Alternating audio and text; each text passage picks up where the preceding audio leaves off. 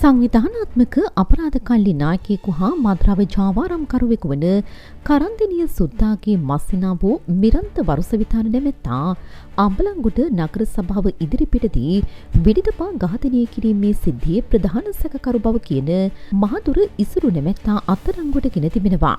ඒ කතරගම ප්‍රදේශයේ සැඟවී සිටියදී සිය පියා විඩිතපා ඝාතනය කළ කරන්දිනිය සුද්දාකින් පලිගැනීමේ අරමුණින් ඔහුගේ මස්සිනා ඝාතනය කිරීමට කටයුතු කළ බවයි අත්අඩංගුවටගත් සැකකරු ප්‍රශ්න කිරීම හමුවේ ප්‍රකාශ කර ඇත්තේ.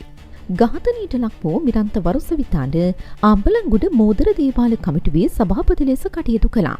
සිද්ධිය සම්බන්ධින් අත්අඩංගුවටගත් මහදුර ඉසුරු නැමැත්තා පසුගිය පෙබරවාරි මාසයේදී ඝාතනයට ලක් වූ මහදුර නලින් නැමැත්තාගේ වැඩිමහල් පුත්‍රයයි.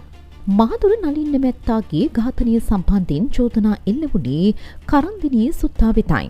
ඝාතනයට ලක් වූ මහදුර නලින්ගේ පුත්‍රයන් දෙදෙනා විසින් කරන්දිනිය සුද්දාකින් පලිගැනීමට මිරන්ත වරුසවිතාන ඝාතනයට සැලසුම් කර තිබුණා.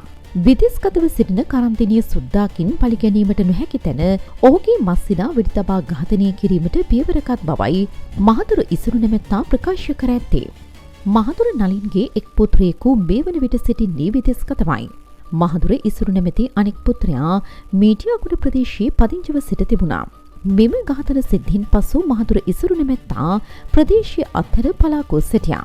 දකුණු පළාත බහර ජ්‍යෙෂ්ඨ නියෝජ්‍ය පොලිස්පති කිත්සිරි ජලත් මහතාගේ අධීක්ෂණය යටතේ විමර්ශන පැවැත්වූ අම්බලන්ගොඩ කොට්ටාස අපරාධ විමර්ශන ඒකකයේ සහකාර පොලිස් අධිකාරී නාමල් ඇතුළු නිලධාරීන් කතරගම ප්‍රදේශයේ සැඟවී සිටි සැකකරු මෙලෙස අත්අඩංගුවට ගෙන තිබෙනවා.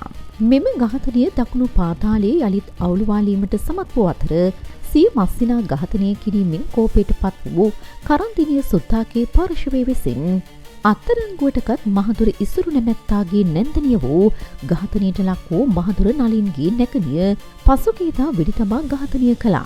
එමෙන්ම තංගල්ල ප්‍රදේශයේ වෙළඳසැලකදී අඹසොම යුවලක් වෙඩිතබා ඝාතනය කිරීමද මේ අතරවාරයේදී සිදු වුණා.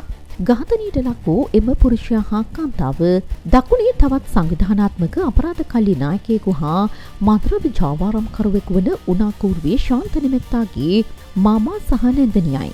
කරන්දිනිය සුද්දාගේ මස්සිනා වූ මිරන්ත වරුසවිතාන ඝාතනය කිරීම සඳහා උනාකූර්වේ ශාන්ත ගිනිඅවි ලබා දී ඇති බවට ඇති වූ සැකය මත කරන්දිනිය සුද්දාගේ පාර්ශවය විසින් මෙම ඝාතනය මෙහෙයවා ඇති බවටයි සැක පළ කෙරෙන්නේ.